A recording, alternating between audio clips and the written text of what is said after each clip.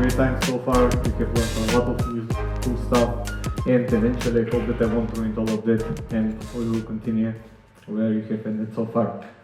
So before starting to talk about what we are here, about serverless architecture, what serverless is, and mainly we will focus on the AWS side, how we can construct a serverless architecture there, and also at the end present all of that with a demo that I have prepared. First of all, let me introduce myself. As you can see, I am Goce Kabov. Also, I was introduced, I am full stack developer with over than 6 years of experience, currently working as a team lead on a current project at Kene. Starting next year, we are officially becoming Goce, and also have some expertise in a lot of AWS services, most of them which are fitting in the serverless architecture. Okay, before answering these questions, I want to ask you how many of you know, or at least think they know, what serverless is. Feel free to raise your hand. Okay, decent amount of people. Don't worry, I won't ask you individually, one by one, what serverless is, but I bet that if I start doing that, if I start asking one by one what serverless is, each one of you will interpret serverless a bit differently than the other. And that is normal, that is expected. And I will be asking yourself why it is expected, why everyone should interpret serverless a bit differently than the other.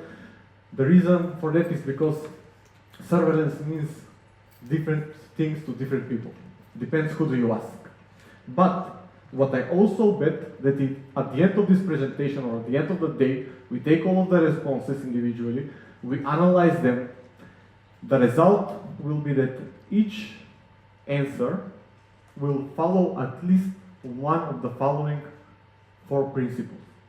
And that is no service to provisional manage, which means you don't need to deal with some hardware, with some software patching, installations, etc., etc. Literally no management of servers, pay for value, or with other words being said, don't pay for being idle, which means if my application currently is not having any user, that should mean that at the end I shouldn't pay anything. It should scale automatically with usage, which means whenever more requests, more data, more events are coming to your application should be able automatically to scale and process all of those events. And lastly, to have high availability and fault tolerance built in. If we are talking more specific about AWS, in AWS there are a lot of serverless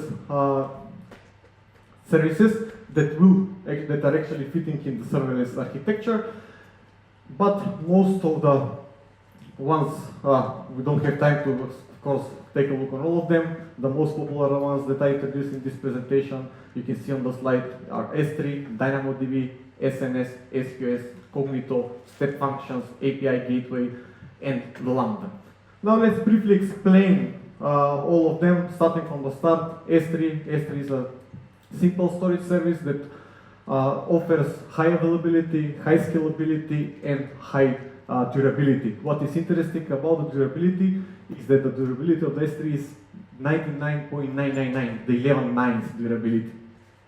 Next one is the DynamoDB, is a NoSQL database service which also provides high availability, high scalability, and also high performance.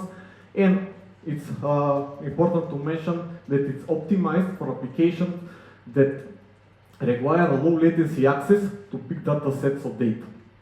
The next one, the SNS, or Simple Notification Service, is a messaging service which allows your application to send big amount of notifications to big amount, of course, of recipients via different protocols. Next one, the SPS, or Simple Queue Service, is a message queuing service that actually allows you to split decouple your serverless application, or maybe even microservices. It works mainly key features about SPS is that has a couple of queues, the standard queue, the FIFO queue, and also there is a special kind of queue when we talk about SPS, and that is the dead letter queue, which we can use actually to send the failed messages for later analysis or maybe even retries. The next one on the list is the Cognito. Mainly it's a user management service. It provides two pools, the user pool for managing our user that acts as a data table for our users, and the second pool is the identity pool, mainly used for the authorization part. Also, it has support for OAuth 2 and OpenID Connect, which at the end allows us to use other identity providers like Google, Facebook, and also integrate with third-party services, for example, Auth0. The step functions are an orchestration service, which actually allows us to combine multiple AWS services into our business workflow. These are handy whenever we have, let's say, some complex workflows where we use a lot of services. Also, we have their decision-making tree. For example, if condition A is met, invoke Lambda A. If condition B is met, invoke Lambda B. The API gateway, just as any other gateway, nothing special. It just provides the ability for the developers to create, maintain, publish, and secure their APIs. And lastly, I would say the heart of the AWS Serverless architecture, AWS Lambda, and actually this is going to be the service in which we are going to dive deeper into, and of course put the accent on it. Now, what AWS Lambda is? The AWS Lambda is a compute service that lets you run your code without provisioning or managing any servers. It sits on the intersection of the three concepts: event-driven compute, functions as a service, and serverless functions as services. The event-driven compute concept itself essentially is thinking about individual actions, flows, bits of different capabilities that your application can interact with your application as individual capabilities. And now if you take all of those capabilities and you break them into single events, you will get the event model. At the same time, the event model itself aligns with your application being able to respond to those events, which brings us to the second concept, and that is functional services. You create a function, and that function should be able to respond to all of those individual events. In the middle, we have the third concept, and that is serverless functions as services, which actually Lambda is. Lambda follows all of the four key concepts that we have seen before. No servers to provision or manage, don't pay for being idle, automatic scaling, and high availability. Very important to mention that when we talk about the functional services industry itself, Lambda is not the only choice that we have there. There are also a lot of other open source projects, also other providers, some of them that I can think of at the moment. For example, we have the Google Cloud Functions, we have the Azure Functions, we have the Cloudflare Workers, we have the Vercel Functions, etc., etc. Okay, another important thing that we need to understand is that the Lambda itself doesn't live in a vacuum. It lives in something that is called serverless application. Every serverless application is constructed of at least two elements. The first element will be, of course, the Lambda itself, and the second will be the event source, the thing that is going to invoke our Lambda. And this brings us to the next topic when we talk about Lambdas, and that is the Lambda execution model. Different ways of how our Lambdas can be invoked. Mainly we have three ways how our Lambda can be invoked: the synchronous or the push-based model, asynchronous event-based model, and the stream or pull-based model. I'll try now to give you real examples for all of these three ones, so it will be better and easier for you to understand each one of them. The first one, the more straightforward one, imagine we have end user want to get all of the products, he make a request to our Amazon API gateway, hitting the endpoint, the route for /order to get the order. In that case, the gateway consumes that request, validates it, something needs to be validated, pack the request itself in the format that will be understandable for the Lambda, invokes a Lambda, and provides that object at the end, which is going to be the event to the Lambda itself. Lambda itself takes the event, do whatever it needs to do, gives the response back to the API gateway returns back to the client. As you have seen, the user the entire this time is waiting. That's why it's called asynchronous. But let's take a different example.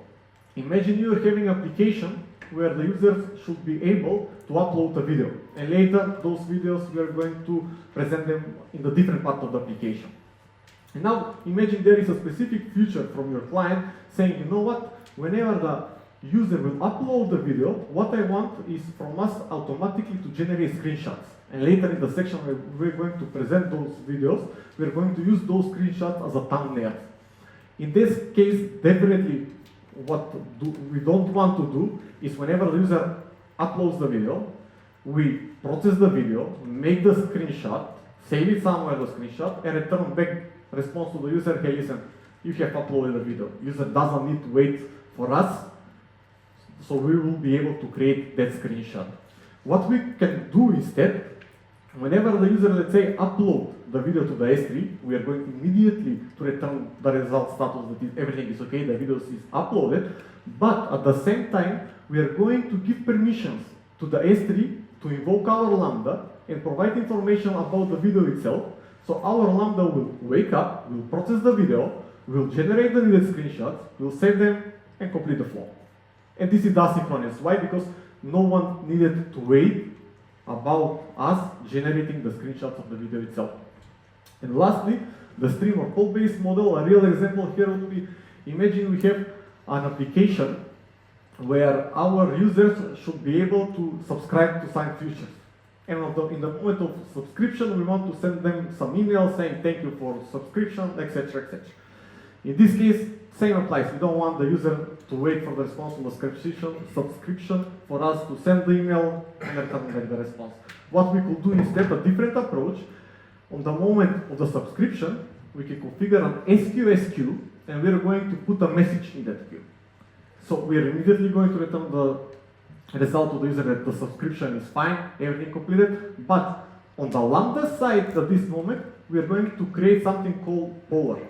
So this poller is going to pull some the messages from this queue, and whenever it will find this message that there is a new subscription, it will take it, it will evoke a specific Lambda that we are going to be assigning to be invoked, and in the Lambda itself, we will provide the logic, the code actually that will send the email to this specific user. Lambda permissions model is definitely a sensitive topic to talk about. Why? Because just as S3 durability, 99.999% of our clients, for our clients, security is everything. The same applies when we talk about Lambda, right? We want to protect our application as much as we can. That means we want to protect our Lambdas as much as we can. When we talk about security on the Lambdas themselves, there are two aspects that we need to think about. The first one is what our Lambda can do actually. With which services our Lambda should be able to communicate. And the second aspect will be from the other way around. Which services should have permissions to invoke our Lambda.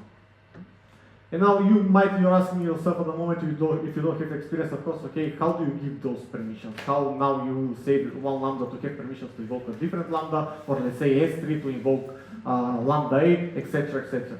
In AWS, for that is used a different service called IAM, or Identity Access Management, and what we do there, actually we create resources named policies. You can see that how, for example, one policy can look like a structured JSON object where the key part is the statement that you see here, and we define, okay, what is going to be the effect. We allow, which action do we allow to list all my buckets on which resource, on some S3 bucket confidential data. This is how we give permissions to services to communicate between each other. Now, Lambda anatomy. This image that we are going to see here is actually a real example from a real project that I was working on.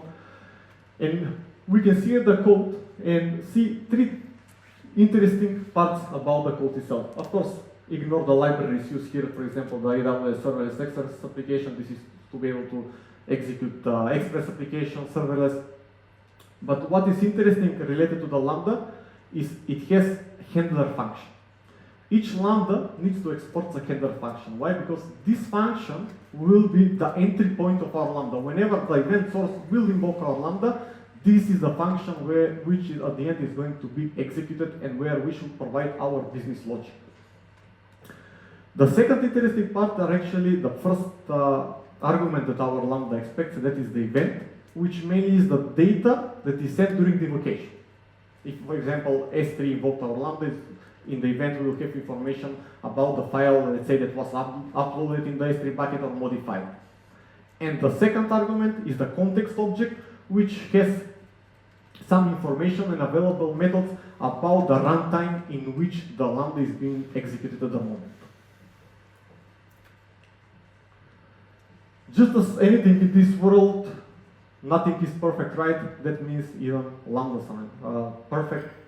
It has their own downsides and consideration that we need to think about them. Here's at least some of them. The most popular one are the cold starts. This is proportional with the Lambda deployment package size, which means if your deployment package size grows, that means in the compute service that the Lambda is going to be executed at the end of your code, the code needs to be first initialized. And now if the package is bigger, that means the initialization time will be bigger as well. And this is causing some bad user experience. Why? Because if your package is too big, that means that your code to be executed will take maybe even 300 milliseconds. And the user will need to wait for those 300 milliseconds. Of course, there are some techniques how we can avoid this cold start, and we are going to see a bit later.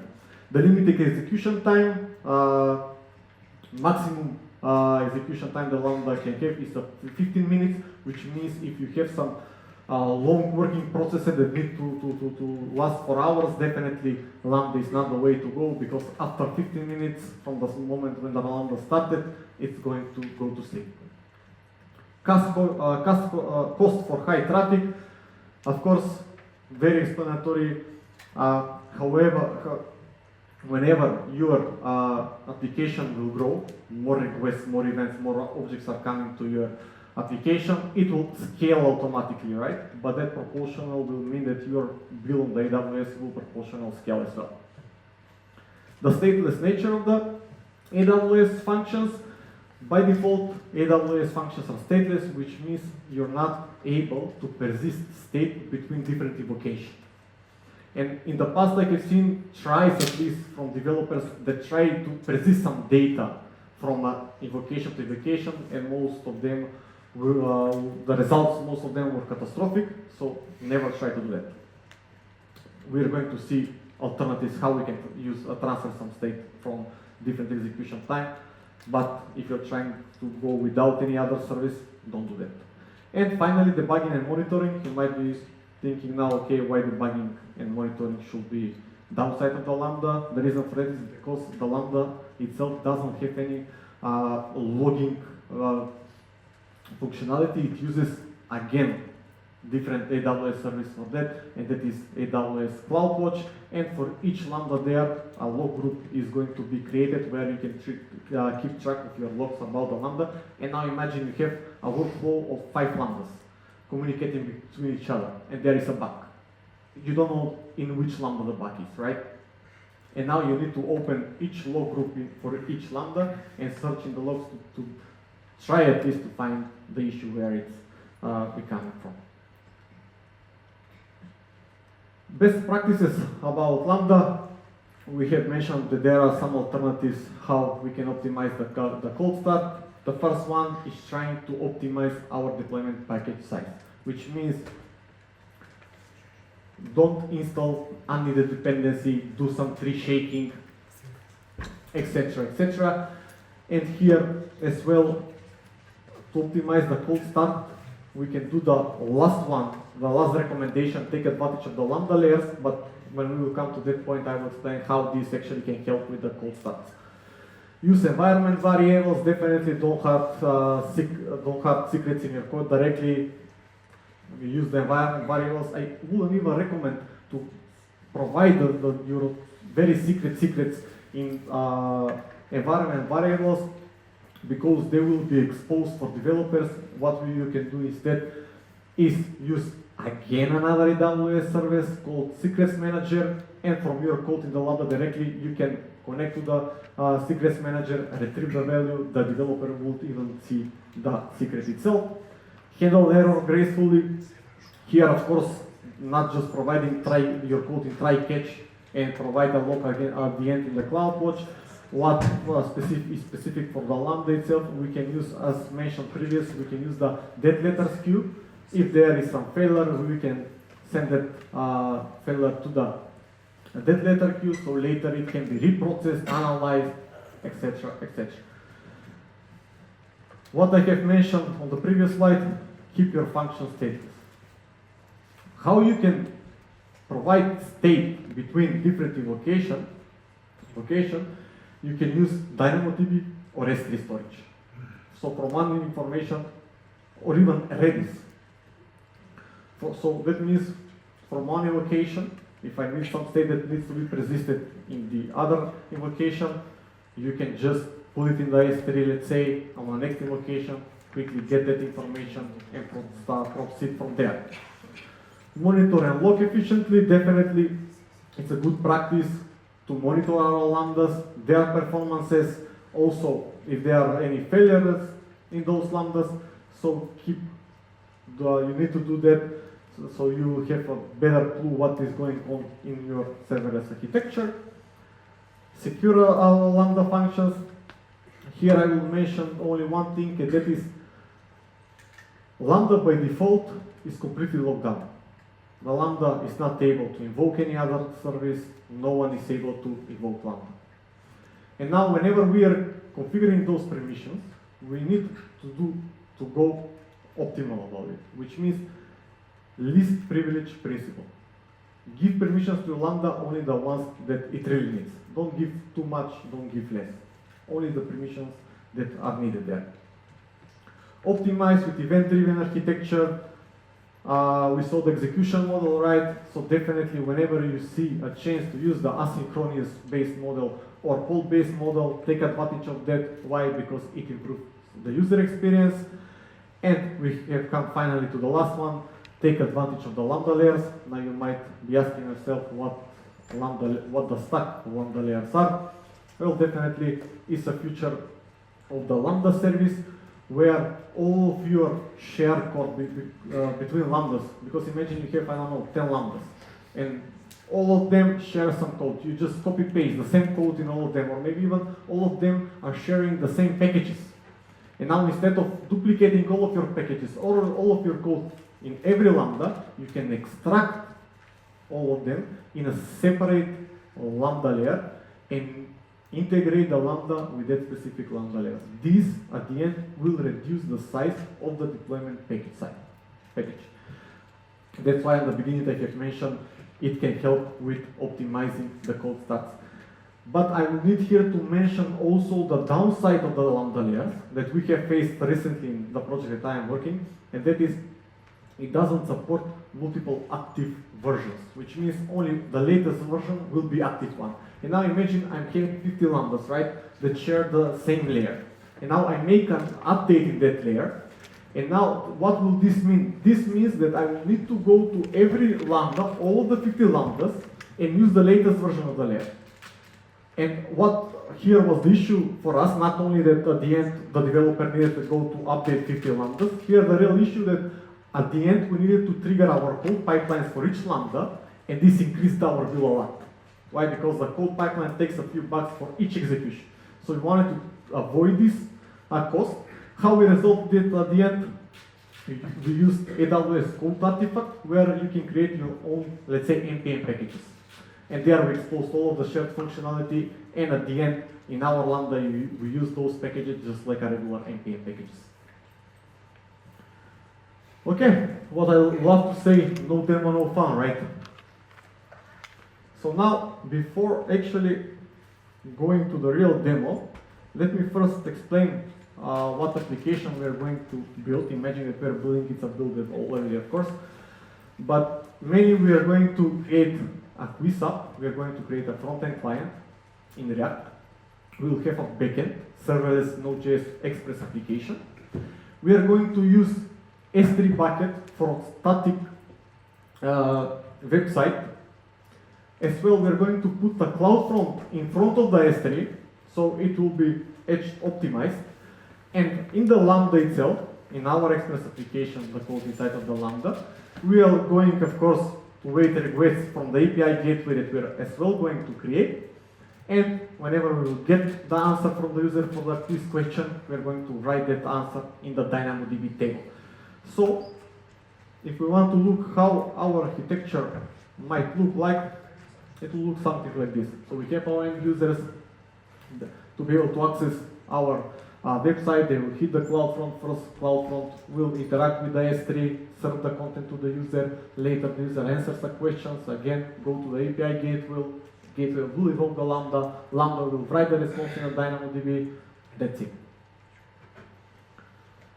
So, in terms of the code, definitely I'm not going to explain the code, but maybe this is our front-end application, a React application. It has some React router, 2 routes mainly, and also this is our backend application. You can see the handler function. We are building up AWS Services Express proxy, which at the end this route is going to be executed whenever the gateway will invoke our Lambda, and here we can see that we are interacting with the DynamoDB client from the AWS SDK itself. Sorry.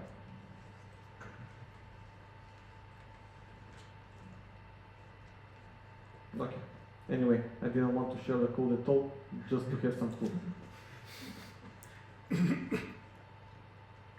Okay. Next thing, let's go to the AWS side.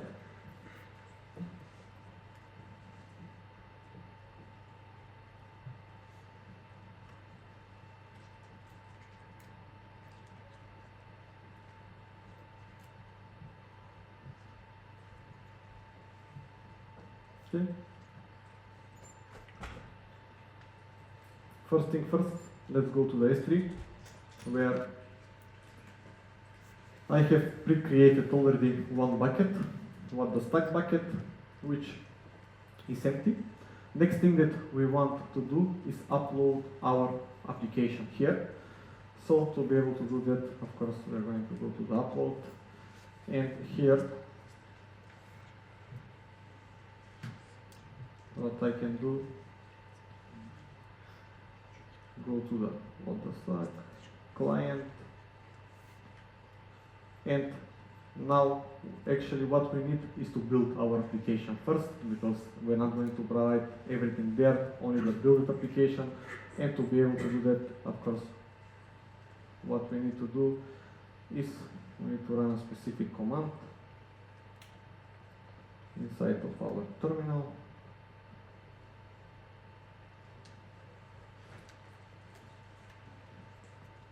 Okay, and that will be npm run build. Let's build a front-end application. Done. That is all that we need here. So I will come to the this folder, just grab all of these files like this, and I will upload them in the bucket itself. Good. And upload.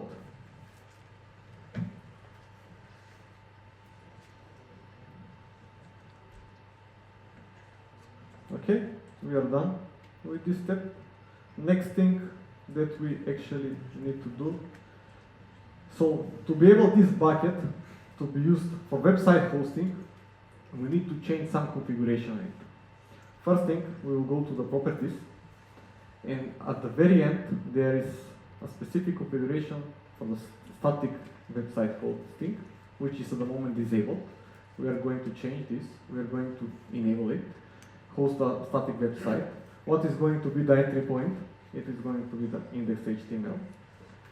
Here in this case it says error document is optional. In our case we are going to provide the index.html as well. The reason for that is because in the application itself I am using React router.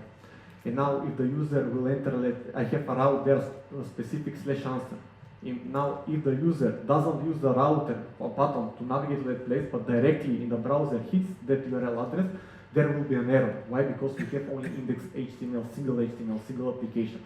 But now because we are specifying if there is an error, again we are going to serve the index HTML. Whenever on the browser the JavaScript modules will be downloaded, the browser itself, the JavaScript, the React router in it specifically will be able to understand, there is slash answer, I'm going to navigate to that route, and everything will continue working. But if you don't have React router, then definitely for your document, this is totally optional. And another thing that we need to change in terms of the S3 bucket is the permissioning. By default, you can see that the block public access configuration is on, which means no one is able to invoke or get the object from our bucket. So we are going to deselect this. Confirm. Okay, and we, at the end, one more thing, we need to provide the policy for the bucket. So I'm going to update this. I have the policy here already. So I'm just going to copy paste. We are actually at the moment allowing every principal to get the object from what the stack bucket. Of course, if you want to go further than this, definitely you can add some conditions to this statement, so only at the end CloudFront will be able to get the object. But let's not complicate it for the moment because we will lack out of time. And I will just hit save changes. And with this being done, we are totally done, at least on the S3 side. Next thing that we want to do is, let's go to the CloudFront.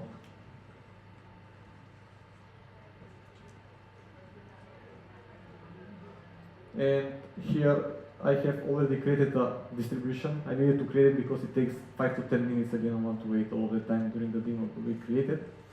And you can see that for the origins, I have specified the bucket on the S3, what the stack S3 I'm providing, the website URL actually from the S3 directly to point from the CloudFront. Okay, so here I just wanted to show you this. Mainly here we don't need to change anything. If you want to invalidate something on the CloudFront side, because now with CloudFront it will cache the content for your application on the edge locations. If you want to remove the cache, you can just run the invalidations here. For example, create a validation. If you want to all the paths to be invalidated, just do a while card, it will remove the entire cache. But let's do that for now because it's already removed. I have done that.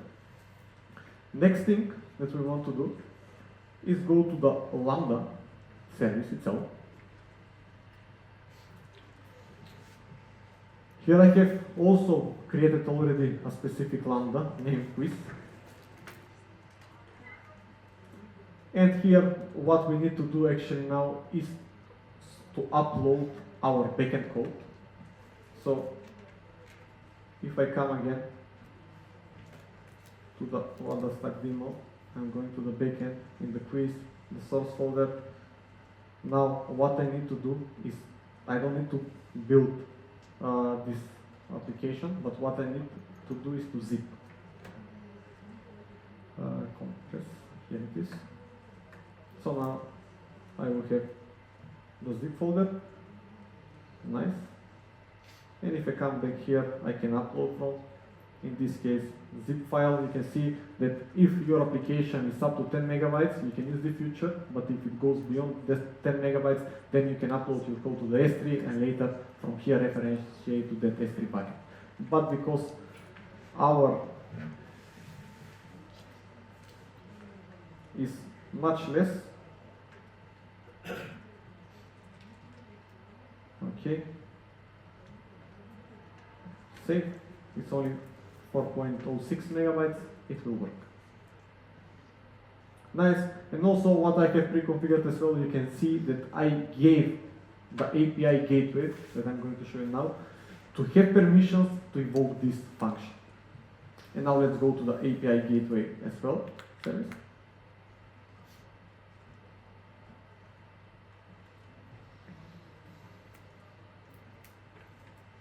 Here you can see I have created already an API quiz. At the moment we have only one route there, /answer, any object, And now, what is important whenever you want from the API gateway to invoke a Lambda, very important is to enable the proxy integration.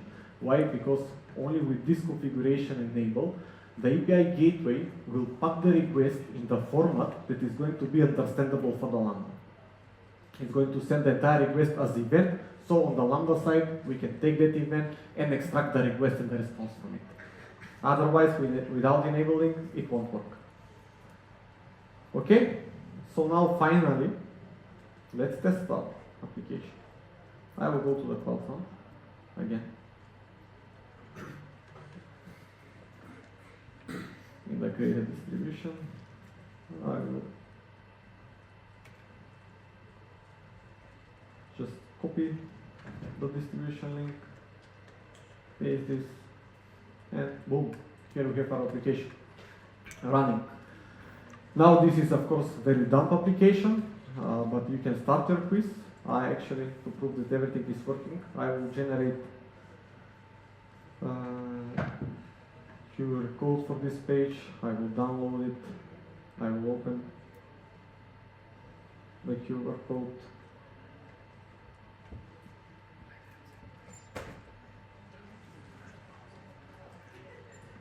Feel free to scan it.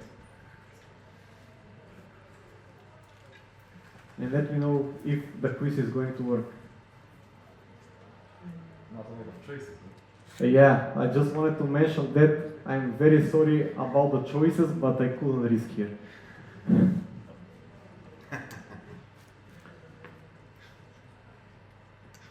And finally, the most important part, of course, thank you all for coming.